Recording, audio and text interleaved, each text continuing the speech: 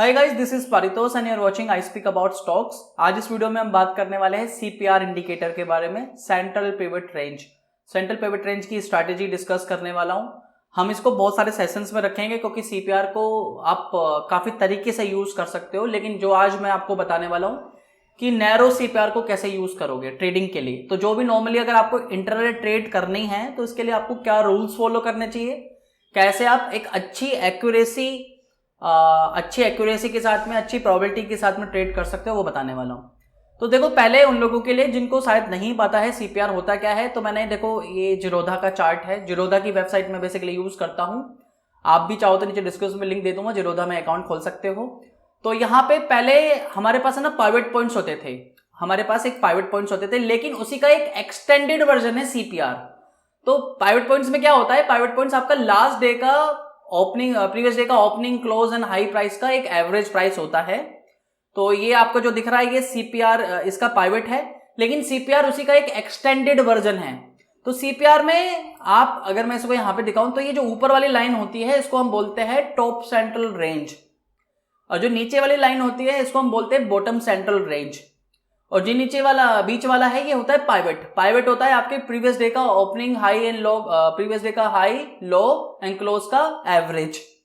तो आइडियली ये देखा जाता है कि अगर आपका प्राइस आपके टॉप सेंट्रल पर है, टॉप सेंट्रल पर ट्रेड हो रहा है, तो that means market is bullish, stock is bullish.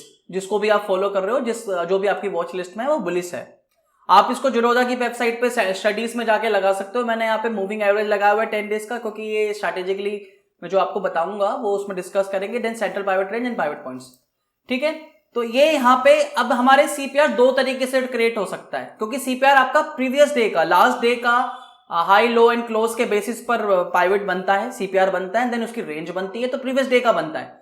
तो अगर आप देख रहे होंगे ये सीपीआर, ये आपका, इसे बोलते हैं वाइड सीपीआर, मतलब यस्टरडे वॉज मार्केट वॉज, या तो रेंज आपका ट्रेंडिंग में था, ऊपर नीचे बहुत था, रेंज बाउंड नहीं था, तो ये सीपीआर वाइड बनता है। लेकिन इनकेस अगर मार्केट आपका opening price, low price, higher price, closing price, अगर आपका प्राइस आसपास रहता है तो आपका जो सीपीआर है वो विथ है वो नैरो रहती है, जैसे आपको दिख रही होगी यहाँ पे, ये नैरो विथ है। तो जो बेसिकली आज मैं समझाने वाला हूं, इसको किस तरीके से यूज करने वाला हूं, मैं नैरो रेंज पे यूज करने वाला हूं। मैं नैरो रेंज के बेसिस पे आपको बताने वाला हूं कि आप कैसे नैरो रेंज को कैप्चर करके, सीपीआर की नैरो रेंज को कैप्चर करके, जिन स्टॉक्स में सीपीआर की नैरो रेंज बन रही है वहां पे इंटरडे ट्रेड करके आप अच्छा मुनाफा कमा सकते हो।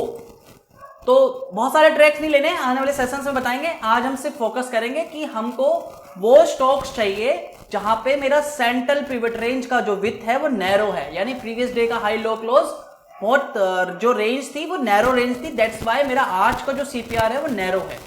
तो मेरे को ऐसे ही स्टॉक्स पिक करने हैं जहां पे मेरा सीपीआर का जो विथ है वो नैरो है। अब इसको कैसे रूल को फॉलो करेंगे वो बताऊंगा, लेकिन मैंने अब देखो, अगर आप इतने सारे स्टॉक्स अवेलेबल है, अगर आप सब स्टॉक्स को जाके मॉर्निंग में जाके चेक करोगे, वॉच लिस्ट बनाओगे, स्टडीज में डालोगे, फिर देखोगे किस किस का सीपीआर नैरो है, यस्टरडे का जो प्राइस है वो नैरो है, आज सीपीआर, उस पर ट्रेड करोगे तो बहुत मुश्किल हो जाएगा। तो मैंने आप लोगों के लिए देखो, बेसिकली देखो आप, मैंने ये एक्सेल बनाई है, गूगल की शीट है, इस पे मैंने गूगल फाइनेंस के फॉर्मूले लगा के ये बिल्ड की है। इसमें आपको प्रीवियस डे का ओपनिंग कितना था, हाई कितना था, लो कितना था, क्लोज कितना था, पाइवट कितना है, टॉप सेंट्रल कितना था, बीसी कितना था, मतलब बॉटम सेंट्रल कितना था, जो ये फॉर्मूले में आपको दिख रहा है ना यहाँ पे, ये ऑटोमेटिकली यहाँ पे कैप्चर हो रहा है इस शीट में। और वो रेंज नैरो है या नहीं है आज, क्योंकि ये 920 पे, देखो जो भी मैं आपको बताने वाला हूँ इसको अगले दिन 920, 925 पे यूज करनी है, क्योंकि जो भी ट्रेड्स अभी मैं आपको बताने वाला हूँ 925 के बाद उसे यूज करना है, तब तक मार्केट थोड़ा सा स्टेबलाइज हो जाता है, और आप इसको इंट्राडे ट्रेड के लिए यूज करोगे, लॉन्ग टर्म ट्रेड के लिए यूज मत कीजिए, इंट्राडे ट्रेड के लिए यूज करोगे। तो यहाँ पे आपको नैरो रेंज में दिख जाएगा कि यस, जहां पे दिख रहा है, तो यानी वहां पे प्राइस हमारा सीपीआर नैरो है। तो मुझे सारे स्टॉक्स नहीं लेने, मुझे जहां पे नैरो है उन्हीं स्टॉक्स को पिक करना है इंट्राडे ट्रेड के लिए। और कैसे यूज करोगे वो मैं अभी आपको चार्ट में दिखाऊंगा, लेकिन इस एक्सेल शीट का लिंक मैं अपने टेलीग्राम ग्रुप पे डाल दूंगा, वहां से आप इसे रेफर कर सकते हो, डेली यूज कीजिए, कि डेली अपडेट होगी, आपको चार्ट देखने की जरूरत नहीं है, जिसपे यस दिख रहा है यानी वो सीपीआर मेरा रेंज नैरो है और मुझे वहीं ट्रेड लेनी है। और मैं क्यों बोल रहा हूं नैरो लेके और नैरो को यूज करने के लिए, वो मैं अभी आपको दिखाता हूं। तो मैंने आपको कुछ पहले एग्जांपल्स दिखाता हूं कि नैरो रेंज का फायदा क्या है, नैरो रेंज से आप कैसे यूज करोगे। तो देखो ये एक नॉर्मल चार्ट है हमारा एक्सिस बैंक का, ये रिसेंट चार्ट है। मेरी रूल क्या है, मैं रूल्स बता देता हूं पहले आपको। रूल ये है कि आपका प्राइस, ये 5 मिनट का चार्ट कैंडल है, आपका प्राइस आइदर एक तो मूविंग एवरेज से ऊपर होना चाहिए। कौन से मूविंग एवरेज से? 10 डेज के मूविंग एवरेज से ऊपर होना चाहिए। आपका प्राइस या तो प्रीवियस डे के हाई को ब्रेक करे, ठीक है, या R1 जो ये CPR है, ये नैरो विथ रेंज है, ये R1 है, ये R2 है, ये R3 है, या R1 को ब्रेक करे तो मुझे उस समय बाइंग करनी है। अब क्योंकि देखो नैरो विथ रेंज का मतलब ये होता है, अगर नैरो विथ रेंज है तो इसका मतलब that day, that particular day stock will be in the trend in either of the side, upper side में भी रह सकता है, डाउन साइड में भी रह सकता है। लेकिन अगर रेंज, CPR की रेंज नैरो है तो यानी उस दिन आपका स्टॉक का प्राइस ट्रेंड में रहेगा, चाहे अपर साइड में, चाहे नैरो रेंज में रहे, चाहे ऊपर नीचे हो, लेकिन रेंज ट्रेंड में रहेगा। और इंट्राडे में प्रॉफिट कमाने का यही एक मौका होता है जब आपका स्टॉक ट्रेंड में रहता है। तो देखो ये एक्सिस बैंक का एक चार्ट है, मैं एग्जांपल के तौर पे आपको दिखा रहा हूं कि कैसे यूज करना है। रूल क्या है कि आपका प्राइस मूविंग एवरेज से ऊपर होना चाहिए और आपको एंट्री तब करनी है जब प्रीवियस डे के हाई को ब्रेक मिले, प्रीवियस डे के हाई को ब्रेकआउट मिले या R1 को ब्रेकआउट मिले। तो देखो यहां पे दिखाया हुआ है मैंने चार्ट में, यहां पे ब्रेक करने के बाद आपको प्रॉफिट कब बुक करना है या टारगेट क्या है आपका? R2।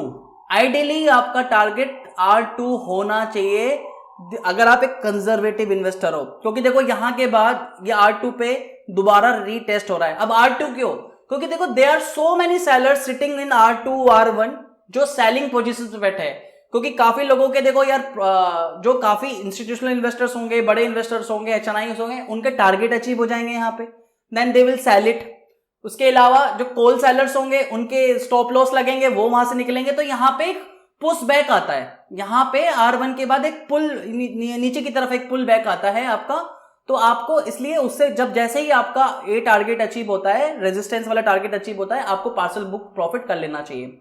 लेकिन अगर आपको थोड़ा सा और एग्रेसिवली जाना है तो व्हाट यू कैन डू, आप देखोगे कि यहाँ पे उसके बाद का 5 डेज के प्राइस मूवमेंट में क्या है, आप देखोगे यहाँ पे दोबारा रीटेस्ट हो रहा है एंड देन फिर उसको ब्रेकआउट मिल रहा है। तो व्हाट यू विल डू, आप दोबारा अगर पोजीशन लेनी है तो आप देखोगे कि मेरा प्राइस मूविंग एवरेज से 10 डेज के मूविंग एवरेज से ऊपर है, ऊपर मूव हो रहा है, यानी R2 को भी ब्रेक मिला है, यानी देयर इज मच एक्सपेक्टेशन कि ये R3 पर टारगेट रख सकते हैं। तो देखोगे ये एक्सिस बैंक का टारगेट R2 को हिट करने के बाद, R1 के बाद R2 के बाद हिट करने के बाद R3 पर वापस रिवर्स हुआ है, तो मैं R3 तक का टारगेट रख सकता हूं। तो देखोगे यहाँ पे लगभग 1.87% का मार्जिन प्रॉफिट कमा लेते हैं हम एक दिन में, और यहाँ पे 2.73% का। तो ये एक सैंपल है जस्ट। अब मैं दूसरा एक और दिखाता हूं आपको। ये देखिए एक और चार्ट है हमारा, ये भी 5 मिनट का चार्ट है। जितने भी चार्ट दिखा रहा हूं क्योंकि इंटरडे बेसिस पे दिखा रहा हूं, तो इंटरडे पे यहां पे भी हमारी कंडीशंस मैट हो रही है। देखोगे आप, रेंज हमारी CPR नैरो रेंज है जो मेरे को चाहिए, ठीक है, मेरा प्राइस मूविंग एवरेज से ऊपर है, ठीक है, लेकिन मुझे एंट्री कब करनी है? जब मेरे प्रीवियस डे के हाई को ब्रेक मिला, यानी मैं यहां पे एंट्री करूंगा क्योंकि यहां पे R1 भी ब्रेक हो रहा है, प्रीवियस डे का हाई भी ब्रेक हो रहा है, and then I will put my target यहां पे R2 पे मेरा टारगेट रहेगा। क्योंकि देखोगे R2 के बाद फिर दोबारा से सेलर्स अपनी ग्रिप बना ली है। R2 एक ऐसा लेवल है जहां पे रेजिस्टेंस है, मतलब बायर्स और सेलर्स आर एक्सपेक्टिंग कि इससे ऊपर नहीं जाने वाला है, बायर्स इज एक्सपेक्टिंग इससे ऊपर नहीं जाने वाला है, तो they will sell the position, they will book the profit. तो आपको भी आइडियली फॉलो करना है उनको, जो बड़े इंस्टीट्यूशनल इन्वेस्टर्स है उनको फॉलो करना है। तो यहां पे टारगेट पार्सली प्रॉफिट बुक करने के बाद अब देखोगे दोबारा रीटेस्ट हो रहा है, तो when you will take the another position, अगर आपको थोड़ा सा एग्रेसिव हो लेनी है तो व्हाट यू विल डू, आप यहां पोजीशन लोगे। क्यों? क्योंकि यहां पे R2 को ब्रेक मिला है, अदरवाइज आपके मूविंग एवरेज को भी ब्रेकआउट मिल रहा है। हालांकि इसको आप बाकी इंडिकेटर से भी कंफर्म कर सकते हो, जैसे वॉल्यूम से भी कंफर्म कर सकते हो, लेकिन जो सेफ बेट होगी ना इंट्राडे ट्रेड के लिए, वो यहाँ ये वाली पोजीशन सेफ बेट होगी। आपको ऐसी अपॉर्चुनिटी ढूंढनी है, और ये सारी अपॉर्चुनिटी आपको वहीं मिलेगी जहां पे नैरो विथ रेंज है, जो CPR की नैरो विथ रेंज है। और ये CPR की नैरो विथ रेंज कैलकुलेट होती है यस्टरडे के प्राइस से, प्रीवियस डे के प्राइस से, प्रीवियस डे के ओपनिंग लो हाई क्लोज प्राइस से। तो CPR का ये एक छोटा सा बेसिक फॉर्मूला, मैं और भी आपको एग्जांपल दिखाता हूं। ये आप देखोगे, ये वाला भी देखोगे, ये CPR हमारा देखोगे, ये रेंज हमारी यहां पे भी नैरो है, नैरो रेंज है। हमारा टारगेट, हमारा ऑब्जेक्टिव देखो यहाँ पे हमारा प्राइस ऊपर क्रॉस कर रहा है, लेकिन प्रीवियस डे के हाई को ब्रेक करने में थोड़ी सी मुश्किल हो रही है, क्योंकि यहाँ पे R1 पर रिट्रेस होने की कोशिश कर रहा है। ठीक है, रिट्रेस होने की कोशिश कर रहा है, लेकिन देन दोबारा सीपीआर पे रिट्रेस होके गया। क्योंकि देखो होता क्या है कि अगर सीपीआर को ब्रेक करता है तो ये हमारा रेजिस्टेंस बनता है, और जब ये इसको ब्रेक करता है तो ये हमारा सपोर्ट बनता है। ये बेसिकली क्या है, ये आपका सपोर्ट जोन है, ये डिमांड जोन है। यहां पे रिट्रेस होने के बाद वापस रिट्रेस हुआ है, कहां तक रिट्रेस हुआ है, R2 तक। आप देखोगे R2 तक, लेकिन यहां पे हमारी एक इवनिंग स्टार कैंडल भी बनी है, और यहां पे हमारा R2 भी खड़ा है, यानी रेजिस्टेंस भी खड़ा है। तो यानी there is a higher chances, higher probability कि यहां से ये पुश बैक होगा, रिवर्स होगा। अब वो देखोगे आप, रिवर्स भी हुआ है। तो रिवर्स होने के बाद हालांकि यहां पे फिर दोबारा रिट्रेस हो रहा है। तो अब देखो लेवल्स को समझो, प्राइस एक्शन को देखो, आप इसको सिर्फ स्टडी करो। मैं ये चाहता हूं कि ये नहीं कि कल से जाके इसको फॉलो करना है, आपको सिर्फ स्टडी करना है कि प्राइस एक्शन कैसे बन रहा है स्टॉक्स पे। जो नैरो विथ रेंज के स्टॉक्स है उन पे प्राइस एक्शन कैसे बन रहा है, और इनको अगर आप फॉलो करते हो कंसिस्टेंटली तो आपको इंटरडे ट्रेड करने में बड़ी हेल्प मिलेगी। तो देखोगे यहाँ पर रेजिस्टेंस के बाद एक रिवर्स हुआ है, क्योंकि ये R2 एक बहुत स्ट्रॉन्ग रेजिस्टेंस होता है किसी भी इंट्राडे ट्रेडर्स के लिए, और साथ में इवनिंग स्टार बनी है जो कि एक रिवर्स है। तो देखो यहाँ पे भी अच्छा खासा मार्जिन कमा लेते हैं अगर आपने यहाँ से रिवर्स कंडीशन ली हो ना, आपने शॉर्ट कर दिया होता स्टॉक, क्योंकि R2 पर रिवर्स हो रहा है स्टॉक, और इवनिंग स्टार भी बनी है। अगला एक स्टॉक और दिखाता हूं मैं आपको। अब देखो ये, अब मैंने जैसे बोला कि अगर नैरो विथ रेंज है तो आपका स्टॉक ट्रेंड में रहेगा in other of the side. जरूरी नहीं है कि अपर साइड में रहे, ऊपर ही जाएगा, जरूरी नहीं है, नीचे भी जा सकता है, लेकिन ट्रेंड में रहेगा। अब ये देखो, ये भी एक चार्ट है रिसेंट। यहां पे क्या हुआ है, नैरो विथ रेंज है लेकिन प्राइस नीचे ट्रेड हो रहा है। शुरू की 2-3 कैंडल नीचे ट्रेड हो रही है, मूविंग एवरेज से नीचे ट्रेड हो रही है। तो what I do, I will wait. कब तक वेट करूंगा, या तो ये सपोर्ट को ब्रेक कर दे, लेकिन देखोगे सपोर्ट के बाद रिट्रेस होने की कोशिश कर रहा है, क्योंकि ये सपोर्ट जोन है, ये डिमांड जोन है। यहाँ पे बायर्स बैठे हैं बहुत सारे कि उनको उनके एवरेज प्राइस से, स्टॉक के एवरेज प्राइस से कम प्राइस पे स्टॉक मिल रहा है तो खरीदना चाहेंगे। तो यहाँ पे बायर्स अवेलेबल है, डिमांड जोन है, तो स्टॉक यहां से रिवर्स करने की कोशिश करेगा, लेकिन still there are more sellers. तो आपको ट्रेड कब लेनी है, आपको ट्रेड कब लेनी है, या तो ये S1 को ब्रेक कर, ये बेसिकली ये S1 है, या तो ये S1 को ब्रेक कर दे या प्रीवियस डे के लो को ब्रेक कर दे। और उसके बाद देखोगे जैसे ही प्रीवियस डे के लो और S1 को ब्रेक करा तो हमने एक नीचे का साइड का मोमेंटम देखा, नीचे के साइड का ट्रेंड देखा, और we made money in intraday. तो रूल क्या है, या तो अगर आपका मार्केट या स्टॉक अपर ट्रेंड में है तो प्रीवियस डे के हाई को ब्रेक करना चाहिए या R1 को ब्रेक करना चाहिए। R2 एक स्ट्रॉन्ग रेजिस्टेंस होता है, और अगर नीचे की साइड का मार्केट है, बेयरिश मार्केट है, तो S1 को ब्रेक कर दे। S1 ये है हमारा, ये सपोर्ट जोन है, S1 को ब्रेक कर दे या प्रीवियस डे के लो को ब्रेक कर दे, तो वो हमारे लिए सेलिंग सिग्नल है इंट्राडे ट्रेड के लिए। देखो ये नैरो रेंज के लिए आपको बहुत सारी ट्रेड्स नहीं मिलेंगी डेली में, लेकिन जितनी भी ट्रेड्स मिलेंगी उनकी प्रोबेबिलिटीज बहुत अच्छी होंगी। अभी मैं आपको एक्सेल पे भी दिखाऊंगा, जो मैंने एक्सेल आप लोगों के लिए बनाया हुआ है। आप देखोगे मैंने यहाँ पे बहुत सारे आपको नैरो रेंज पे यस दिखेंगे, तो सब पे ट्रेड नहीं लेना। आपको ये रखना है कि जितनी ज्यादा नैरो सीपीआर नैरो रहेगी उतना अच्छा है आपके लिए। आप इनको क्या करें, जितने भी ये स्टॉक्स अवेलेबल है नैरो रेंज में जिसमें यस है, उनको अपनी वॉच लिस्ट में रखो। सुबह मॉर्निंग में जिरोधा में अकाउंट है तो जिरोधा में, जहां भी है उनको रेंज में रखो 925 पे, और उनके प्राइस सेक्शन को चेक करो, एनालिसिस करो कि किस तरीके से प्राइस मूवमेंट हो रहा है, and then accordingly intra trade लो, मतलब प्रॉफिट कमाने का आपके पास अपॉर्चुनिटी है। आपको इन जितने भी यस है जहां पे स्टॉक्स नैरो है, जिनकी सीपीआर नैरो है, उनको ट्रैक करना है। तो आइडियली मैं आपको जस्ट कुछ पर्टिकुलर चार्ट दिखा रहा हूं, जैसे कि देखो आप, ये मैं आपको दिखाऊं, ये वाला, ये प्रीवियस डे की हाई, आज का अपडेटेड है, यानी प्रीवियस डे की हाई लो क्लोज पे सीपीआर बना है। और मैं अगर इसको दिखाऊं, ये कैडिलैक का ही है, तो आज देखो आज का है ये, आप देखोगे आज का चार्ट है ये। आज हमारा देखो सीपीआर कितना अच्छा, मतलब जितना ज्यादा नैरो हो उतना अच्छा है। तो देखो यहाँ पे प्राइस एक्शन दिख रहा है आपको कि प्राइस नीचे ट्रेड हुआ, मूविंग एवरेज से नीचे ट्रेड हो रहा है, यानी ये बियरिश सिग्नल है हमारे लिए। लेकिन what I do, I will wait until जब तक ये S1 को ब्रेक ना कर दे या प्रीवियस डेज के लो को ना ब्रेक कर दे। और लो ब्रेक होने के बाद देखो कितना अच्छा मार्जिन कमाने का मौका मिला। हालांकि आपका टारगेट यहां होना चाहिए, जैसे ही यहां पे टारगेट अचीव हो जाता है तो आपको पार्सली बुक करना चाहिए। लेकिन अगर आप थोड़ा ऐसा एग्रेसिव हो तो आप यहां तक जाके भी थोड़ा सा प्रॉफिट मार्जिन एक्सपेंड कर सकते हो, मतलब आपको और थोड़ा सा प्रॉफिट मिलने का। लेकिन जैसे ही इसने S1 को ब्रेक किया, प्रीवियस डे को लो को ब्रेक किया, बियरिश सिग्नल मिल रहा है, सीपीआर के नीचे ट्रेड हो रहा है, प्राइस मूविंग एवरेज से नीचे ब्रेक हो रहा है, मेरे पास एक अच्छा खासा मार्जिन कमाने का मौका मिल रहा है, क्योंकि मेरा सीपीआर नैरो विथ जो है, नैरो विथ सीपीआर का जो विथ है, रेंज है, वो नैरो है। जितनी नैरो हो उतना अच्छा है, आइडियली उतना अच्छा है। इसके साथ में देखो एक और चार्ट दिखा देता हूं आपको आज ही की एक्सेल शीट से। यह है फेडरल बैंक का। देखो सारे ट्रेड्स नहीं लेने आपको जिसमें यस है, लेकिन वो सारे स्टॉक जिसमें यस है वो आपको अपनी वॉच लिस्ट में रखना है, लेकिन जहां पे विथ नैरो है वहां लेना। आप देखोगे ये कितना नैरो है, आप देखो डिफरेंस दिख रहा होगा। यहाँ पे सीपीआर देख सकते हो, ये टॉप सेंट्रल है, ये पाइवेट है, और ये बॉटम सेंट्रल है। और यहां सीपीआर देखो कितना नैरो है। जितना नैरो होगा उतना ज्यादा स्टॉक ट्रेंड में रहेगा। और आप देख सकते हो ट्रेंड कितना है, रिवर्सल ट्रेंड है, लेकिन हमारे लिए शॉर्ट करने का कितना अच्छा अपॉर्चुनिटी है, इंटरडे में प्रॉफिट कमाने का कितना अच्छा मौका है। आपको क्या करना है, आप वेट करोगे। देखो प्राइस सीपीआर से नीचे ट्रेड हुआ यानी मार्केट बेयरिश है, लेकिन आप वेट करोगे कि प्रीवियस डे का जो लो है वो ब्रेकआउट हो या स्टॉप लो आपका ये S1 ब्रेक हो। S1 ब्रेक होने के बाद आपको यहां का टारगेट अचीव हो गया। देखिए यहां से ये क्योंकि S2 है, this is the strong support, जैसे कि R2 सपोर्ट है, this is the strong support. यहां से रिट्रेस हुआ क्योंकि यहां पे बायर्स बैठे हैं। तो ये जो पाइवेट है इनको स्टडी करो। ये S1 है, this is the support 1, this is the support 2। Support 2 पे बहुत सारे बायर्स बैठे रहते हैं, सपोर्ट पे रिवर्सल होने के चांसेस ज्यादा होते हैं, या ऐसे ही रेजिस्टेंस पे रिवर्सल होने के चांसेस ज्यादा होते हैं। आप इस तरीके से समझो। तो देखो यहाँ पे सपोर्ट मिल रहा है, यहाँ पे बायर्स बैठे हैं, रिट्रेस हुआ, लेकिन कहां तक रिट्रेस हुआ, S1 तक रिट्रेस हुआ, लेकिन बायर्स इतने मजबूत नहीं थे। देन दोबारा फिर ट्राई करा, फिर दोबारा रिट्रेस हुआ, लेकिन नहीं हुआ। देन मूविंग एवरेज के बाद फिर दोबारा क्लोजिंग मिली, और जैसे ही इसने सपोर्ट को ब्रेक किया S2 को, हमने फिर दोबारा पोजीशन ले सकते थे और एक अच्छा खासा मार्जिन कमा सकते थे 5 मिनट कैंडल टाइम फ्रेम में फेडरल बैंक में। आज का ये चार्ट मैं आपको बता रहा हूं। इसी तरीके से देखो मैं और चार्ट दिखाता हूं आपको। यह है जुबिलेंट फूड हमारा, इसको भी दिखाते हैं अभी हम।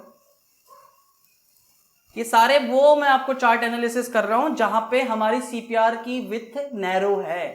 एंड सीपीआर को स्टडी के लिए सबसे पहला ये बहुत सिंपल स्ट्रैटेजी है, जिसको इसके अलावा और भी बहुत सारे रूल्स है जो फॉलो कर सकते हो, मैं बताऊंगा अभी आपको। अब देखो यहां पे भी मार्केट बेयरिश है, स्टॉक भी बेयरिश है जुबिलेंट फूड। कैसे? क्योंकि सीपीआर से नीचे ट्रेड हो रहा है, मूविंग एवरेज से नीचे ब्रेकआउट हो रहा है, और यहां मेरे को प्रीवियस डे की लो को भी ब्रेकआउट मिला है। प्रीवियस डे की जो लो है उसको भी ब्रेकआउट मिला है यहां पे। तो what I do, I will wait यहां पे, और मैं यहां पे ट्रेड लूंगा, मैं यहां पे शॉर्ट करूंगा। उसके बाद यहां करने के बाद थोड़ा सा आपको प्राइस एक्शन दिख रहा है, थोड़ा सा यहाँ पे कंसोलिडेशन दिख रहा है, थोड़ा सा यहाँ पे बाइंग दिख रहा है, क्योंकि यहाँ पे सपोर्ट 2 पे बायर्स बैठे, लेकिन वो संभाल नहीं पाए। देन अगेन जैसे ही ये सपोर्ट 2 को दोबारा ब्रेक हो रहा है, मूविंग एवरेज को नीचे ब्रेकआउट हो रहा है, मैं यहाँ पे एक पोजीशन लूंगा और यहाँ पे भी मैं थोड़ा सा मार्जिन कमा सकता हूँ। लेकिन दोबारा ये रिट्रेस हुआ है, कहां तक रिट्रेस हुआ है, S2 तक, फिर अगेन ये नीचे रिट्रेस पुल बैक हुआ है। तो आप देख सकते हो प्राइस एक्शन कैसे दिख रहा है कि ये सपोर्ट है S1 S2, जहां पे भी S1 पे ब्रेक हो रहा है, there is a higher probability कि you would be making a good money in intraday trade. कहां पर? जहां पे सीपीआर की विथ नैरो है। और सीपीआर के लिए आप इसे फॉलो कर सकते हो एक्सेल शीट को। देखो ये जुबिलेंट फूड का आज का एग्जांपल है। अब देखो ये वाला दिखाता हूं मैं आपको, नौकरी का चार्ट दिखाता हूं आज आपका। जो सीपीआर की जो नैरो रेंज वाले चार्ट है वो बहुत सारे निकल के आए हैं, लेकिन इतने सारे भी नहीं आए हैं। लेकिन आपको फिल्टर करने में कितनी आसानी है, सारे स्टॉक्स पर ट्रेड लेने की जरूरत नहीं है। जो जिन पे सबसे ज्यादा सीपीआर नैरो है उन पर ट्रेड ले रहा हूं। और भी स्टॉक्स आपको देखेंगे यस आपके कंडीशन में, लेकिन इन पर नैरो विथ रेंज इतनी ज्यादा नहीं थी। जितनी जिसकी सबसे कम है इनको मैंने वॉच लिस्ट में रखा हुआ था, और जिनकी सबसे कम है मैं उन पे ट्रेड ले रहा हूं। अभी मैंने जैसे आपको नौकरी का दिखाया, आई थिंक ये नौकरी का ही है। आप देखोगे यहाँ पे सीपीआर नीचे ट्रेड हुआ, लेकिन एक रिवर्स हुआ। कहां तक रिवर्स हुआ? सीपीआर तक एक ट्रेंड वापस रिवर्सल होने की कोशिश, लेकिन उसको संभाल नहीं पाया। देन अगेन यहाँ पे ब्रेकआउट मिला, कहां पर? सीपीआर पर। एंड देखो कहां तक मिला है, आप इस प्राइस एक्शन को देखो कहां तक मिला है, इस सपोर्ट तक मिला है। इस सपोर्ट तक हमें टारगेट अचीव हुआ। देन यहाँ पे फिर दोबारा रिट्रेस होने की कोशिश कर रहा है, लेकिन हो नहीं पा रहा। And then again we can take again position over the here, में हम दोबारा यहां ले सकते हैं, छोटा मार्जिन कमा सकते हैं। लेकिन आपका टारगेट सिर्फ यही अचीव हो जाना चाहिए। मतलब इसके बाद लेना थोड़ा सा एग्रेसिव इन्वेस्टर होंगे तो लीजिए। अगर आप कंजर्वेटिव है, आपकी प्राइस दिख रही है, प्रीवियस डे की क्लोजिंग को ब्रेक हो रहा है, तो आप मार्जिन यहां पे पोजीशन लेके इतना मार्जिन आसानी से कमा सकते हो। प्रीवियस डे की क्लोजिंग ब्रेक हो रही है, S1 का ब्रेक हो रहा है, मैं यहां पे मार्जिन कमा सकता हूं। तो देखो एक चीज और याद रखनी है, ऐसा नहीं है कि मैंने आपको बताया है सीपीआर नैरो विथ रेंज तो इसकी 100% सिस्टम काम करेगा। किसी भी ट्रेडिंग सिस्टम के लिए प्रोबेबिलिटी एक्यूरेसी ज्यादा से ज्यादा सही होनी चाहिए, वो सिस्टम आपके लिए बेटर है। क्योंकि जैसे ही जैसे आप धीरे धीरे से स्टडी करते रहते हो आप इसमें और स्ट्रॉन्ग बन जाते हो, आपको प्राइस एक्शन समझ में आ जाता है। लेकिन दिस इज द बेसिक जो मैं आपको बता रहा हूं। तो कोई भी सिस्टम, कोई भी स्ट्रैटेजी 100% सक्सेसफुल नहीं हो सकती, बस ये है कि उसका विनिंग रेशो फेवर में होना चाहिए आपके लिए। तो ये आपको मैंने चार्ट दिखाए और ये मैंने आपके लिए एक्सेल बना के रखी है ऑलरेडी।